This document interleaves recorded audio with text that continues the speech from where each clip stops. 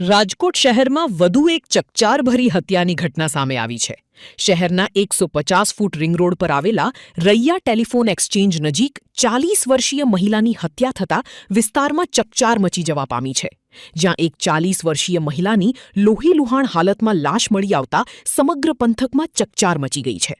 મળતી માહિતી મુજબ મૃતક મહિલાનું નામ શિલ્પાબેન અલ્તાફભાઈ લાલાણી, ઉંમર વર્ષ 40 છે. શિલ્પાબેનને માથાના ભાગે ગંભીર ઈજાઓ પહોંચાડી મોતને ઘાટ ઉતારવામાં આવ્યા છે. ઘટનાની જાણ થતાં જ પોલીસ કાફલો ઘટના સ્થળે દોડી ગયો હતો અને મૃતદેહને પીએમ અર્થે સિવિલ હોસ્પિટલ ખસેડવામાં આવ્યો હતો, જ્યાં તબીબોએ તેમને મૃત જાહેર કર્યા છે. પોલીસના જણાવ્યા અનુસાર આ ઘાતકી હત્યા પાછળ કોઈ તીક્ષ્ણ હથિયાર અથવા તો હથોડી જેવા ભારે પદાર્થનો ઉપયોગ કરવામાં આવ્યો હોવાની પ્રાથમિક આશંકા સેવાઈ રહી છે. હાલમાં આ મામલે મૃતકની ભત્રીજીની ફરિયાદ લેવાની તજવીજ હાથ ધરવામાં આવી છે. જો કે હત્યા પાછળનું ચોક્કસ કારણ હજી અકબંધ છે.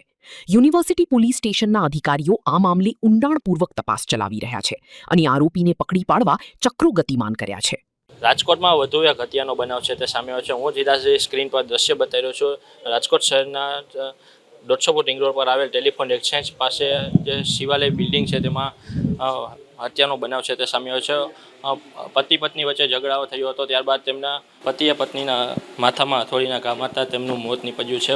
હાલ ડેડ બોડીને સિવિલ હોસ્પિટલ ખાતે પોસ્ટમોર્ટમ અર્થે ખસેડવામાં આવી છે. બનાવને પગલે એલસીબી, ક્રાઇમ બ્રાન્ચ અને યુનિવર્સિટી પોલીસ સહિતનો પોલીસ કાફલો છે તે ઘટના સ્થળે પહોંચ્યો છે અને બનાવ અંગે પોલીસે વધુ તપાસ હાથ ધરવામાં આવી રહી છે. કેમેરામેન દર્શન વાડોલિયા સાથે કરણ જોગલ, અબતક ચેનલ, રાજકોટ.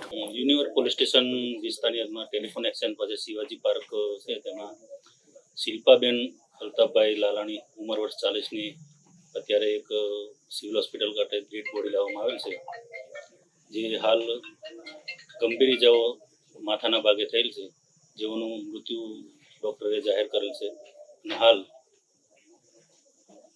એના સંબંધી એના ભત્રીજી છે, ભત્રીજીની ફરિયાદ લેવાની તજવીજ હાથ ધરવામાં આવી છે અને આગળની તપાસ યુનિવર્સિટી પોલીસ દ્વારા કરવામાં આવી રહી છે. હાલ તો ફરિયાદ લઈને તપાસ કર્યા પછી બધી એ આવશે, પણ હાલ શંકા તરીકે એમના પતિનું નામ આવી રહેલ છે, જે એમના પતિએ નિપજાવેલું આવું શંકા અત્યારે દર્શાવી રહી છે.